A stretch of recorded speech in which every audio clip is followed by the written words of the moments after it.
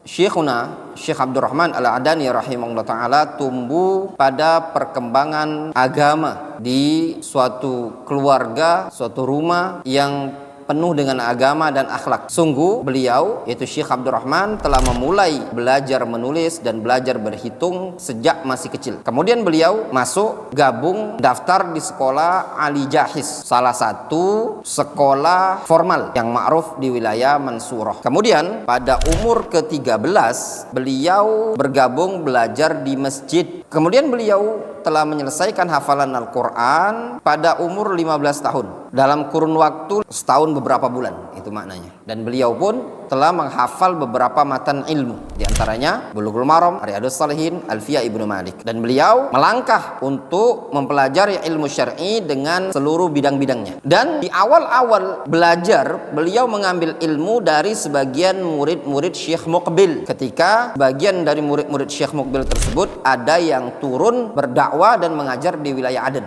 Dan beliau, Syekhuna Abdurrahman Al-Adani, tidaklah menghafal sesuatu, melainkan beliau pasti semangat untuk membaca syarahnya. Jadi Syekh Abdurrahman Al-Adani rahimahullah ta'ala, kalau beliau menghafalkan suatu matan, beliau juga ingin membaca syarahnya. Kalau ada iskal, ada yang ruwet, susah difahami, beliau bertanya kepada orang yang beliau anggap bisa memberikan faedah. Sungguh, tidaklah beliau memulai rehlah dalam menuntut ilmu, melainkan sungguh beliau telah membaca banyak dari buku-buku para ulama. Lihat ya ikhwan, ya tullabal ilm, kata Syekh Abdullah rahimahullah hafizahullah taala, dulu Syekh Abdurrahman Al-Adani rahimahullah, hendaklah beliau rihla, melainkan beliau sudah banyak baca maklumat, banyak baca buku. Jadi sebelum beliau rihla ke Dammaj, beliau sudah membekali dirinya dengan ilmu, tak terburu-buru, dan beliau banyak menghafal matan-matan ilmiah, dan beliau telah mentelaah banyak syair-syair Arabiyah dan juga kitab-kitab maghazi, kitab-kitab sejarah. Itu Syekhuna Abdurrahman rahimahullah ta'ala. Jadi sebelum beliau rihla menuntut ilmu ke Dammaj, dari Aden ke Dammaj,